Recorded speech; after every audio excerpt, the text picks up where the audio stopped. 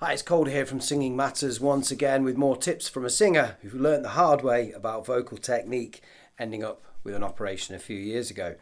I now help people fix their voice. After all the things I've learned, I want to pass it all on to other people. Today I'm going to have a little look at one of my videos that I just did recently of a very quick run through of half a song, half a new song, little clip. And I'm going to look at how I could improve the take, how I could improve this performance if I was to record this in the studio, the things I would be looking at to make that vocal just that little bit better. It's fine as a live performance, but there are some things I could definitely do. So let's have a look. Feels like the dead of the night, still the coffee's pouring strong.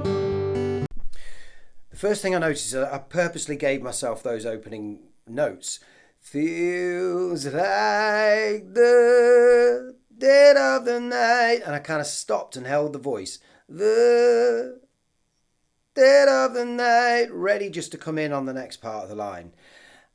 Nicely compressed, nice and strong, you know. But when I got to the word strong, dead of the night, still the coffee is pouring. I kind of throw those words out a little bit explosively. But I'm trying to express the words and make sure that the words come across more than anything. The word strong, though, goes a bit weak, which could be a nice juxtaposition, you know, in the way that the voice goes a little bit vulnerable, but the word is strong. That might be something I'd look at, maybe just change that slightly. On to the next line. And by the time I come rolling home, the birds are calling up the sun. Yeah, this next line, I'd probably just look at phrasing it a bit better. There's a sense that I'm maybe going a bit softer again, like I started off assured sounding. And by the time I'd put those words together. And by the time I come rolling home, the birds are calling up the sun. And it's just about placing those words and getting the phrasing right, I think, on that line in particular. And as I step inside to the chaos of silence, I'm numb. Yeah, and there's a couple of things I notice here as well. As I step inside, it's generally a little bit softer again. There's just that sense of not holding on to the same tone that I started with, and it's okay to use that dynamic, that soft and hard sort of style here and there. But I think I need to just decide where that's going to be a little bit more in a bit more detail. Put those bits together a bit more, and maybe have not the whole line softening up the way it felt like it did, but also the words to the. As I step inside to the, I kind of went to the chaos of silence. As I step inside to the chaos of, I lost it. I lost the compression. I lost the kind of consistency of tone. So I would do it like this: to the. As I step inside to the chaos of silence. I mean, I'm overdoing it because I'm thinking about it. But you can hear how it's much more in line with the rest of the line. As I step inside to the, I almost went to the, you know, I let go a bit too much and didn't place those vowels right. As I step inside to the chaos, and it's to the, can lose so much air there. To the chaos of silence, I'm numb. And I maybe could have kept that nice creaky fry quality to the sound as well. Instead of going soft again, I've got to choose where to go soft and where not. And it might just be that one word needs to soften and the rest goes back to that general sort of consistent tone that I maybe sort of laid out at the start. As I step inside to the chaos of silence, I'm numb. Yeah, to the just needs fixing there. I could shred these hands for the greater good. Without them, I don't know if I could. Yeah, maybe going a bit too cool at the end there on the end of the line. But I quite like the way I held both those lines together mostly. Without them, I don't know. All that nicely compressed and held. Just none of the consonants are getting in the way. It's got a consistency to it, and that's what you're looking for. There's a lot of sounds to trip up over in that line. Without them, I don't know if I could. Without them, I don't know if I could. So many opportunities to lose breath flow, breath support, and everything to kind of lose its sort of nice, comfortable setup. So, without them, I don't know. Without them, I don't know if I could. Lets it have a lazy style to it. It's just got the consonants are really nicely controlled.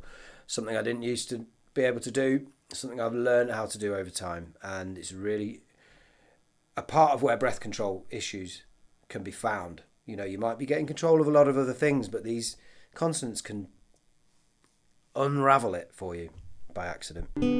Are you drifting out? Did the light go dim? Have I mentioned how I could not swim? This bit's different, the pre-chorus. It's supposed to be a different sort of tone. It's supposed to have a different kind of feel for it here. So, are you drifting out? Did the light go dim? Have I mentioned how I could not swim? And I need to do something with that mention line because that sounded out of control. That wasn't quite in control. I just didn't know where to kind of do a lighter tone and, you know, where I was in my range, maybe thinking through those notes meticulously. So I worked on it a little bit, thought about it. Have I mentioned that I could? Have I mentioned that I could not swim? And it's choosing which word to kind of drop back into chest with. Have I mentioned that I could not? I mean, I can sing that heavier, but it's supposed to be light. It's supposed to be kind of, I want that part of the song just to feel detached from the rest of it. It's like a question that comes in from the outside. Are you drifting out? I want it to kind of go somewhere else. Did the light go dim? Have I mentioned how I could not swim? That'll be a tricky line to get in the studio. But I just went a bit heavy on too many of the words there, and I think it needs to stay light. But there's going to be a bit of that creaky pharyngeal. Have I mentioned how I could? It's such an effortless, small sound that you're actually trying to make. Have I mentioned how I could not? Have I mentioned how I could not? And that's trying to blast it a little bit more, which I probably won't do when it comes to it. But that line definitely was one I thought, right, I need to work on actually what I'm doing there instead of just guessing and throwing it away and hoping for the best a little bit. And trusting my instinct, actually really work on the line. Have I just going up to that note. Have I mentioned how I could not? Have I mentioned how I could not swim? A bit of crying there. Have I mentioned how I could? Much rounder. Have I mentioned how I could not swim? It's different ways to kind of try and have a go at it, but that line wants some attention for sure. And had you told me what all my wishes would become, had you told me, son. The more I watch this now, it feels a little bit lazy. It feels like all the things I should know better to look at and to work on and to sort of get right, I just kind of went for the take. So, had you told me what all my wishes would become, all my, in more of the head voice, instead of all my wishes. I think those two words need to sound more similar. What all my wishes and had trying to go in heavy but soften. And had you found me, told me, what all my wishes, even when my's got a little bit more connection, is a little bit stronger, it can still feel a bit more head voicey than it was in that version there. All my wishes would become, and then sort of allow the chest voice just to come back in at the end of the line, would become. What all my wishes would become, what all my wishes would become. If I stayed all head voice, it wouldn't sound right. What all my wishes would become. A nice bit of cry on the end of the line. So loads and loads to improve about this. Loads and loads. And if you find me a lost leaf lapping on the shore, won't you tell me more? Yeah, it's the same again on Lost Leaf. A lost leaf, a lost leaf lapping on the, a lost leaf lapping on the shore. That nice in-between world there. A lost leaf lapping, a lost leaf lapping on the shore. A lost leaf lapping. There's no need to be heavy there. A lost leaf lapping on the shore. See, here in the song, I think it can allow itself to be soft. It can be a bit more distant and thoughtful and wistful. Whereas early on, it's a bit more moody and broody, and I need to perhaps keep that same nice fry kind of compression throughout the verse, with the odd word going softer, but then in the pre-chorus definitely it's going really distant, and in the chorus still on the softer side of things, probably for this song, with some of those nice head voice notes that actually are quite low for head voice in a way, going beneath the bridge or through the bridge and below it. Not actually that high, but I kind of feel like I want to sing them as if they're high. And sometimes when we hear a vocal, it surprises you where the notes actually sit, because you think they've sung a really high note. It was the same notes they sang there. It's just the way they delivered it gave a completely different impression. And it confuses you. You think you've got a different note on your hands when you haven't. You've got the same note with a different style and different dynamic kind of emphasis. So, there are lots of things I could do. There's a couple of lines left. We'll get to the end of it. And I hope this is interesting to some of you in some way. In this room I fade like whispers lost in rain. I've not thought about this one yet. This line only just got written. I had something else there for a couple of months with this song, but this line now. In this room I fade like whispers lost in rain. In this room I fade like whispers lost in rain. Whispers. Does it want to go soft? In this room I fade like whispers lost in rain. Whispers lost in rain. How gentle am I going to go there? I don't know. In this room I fade like whispers lost in rain. And it's quite a poetic line. It's a little bit pretty and flowery, and I wanted something there. I wanted something to attach me to the house that I'm trying to put the scene in this song. I had to make myself remove a couple of lines and replace it with something that puts you in the house, because I wanted that scenery to be there in the story. But then I used the metaphor of the rain, whispers lost in rain, which I'm proud of myself on that one. I quite like it.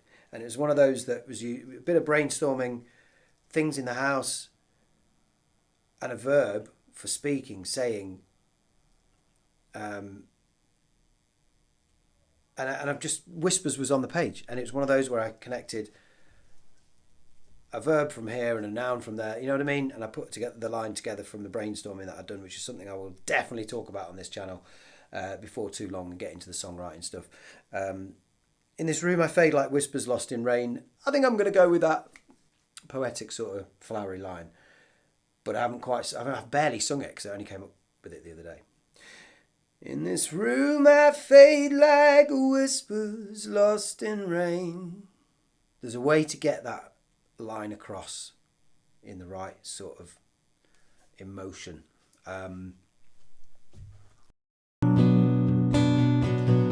It's getting heavy here on solitary way.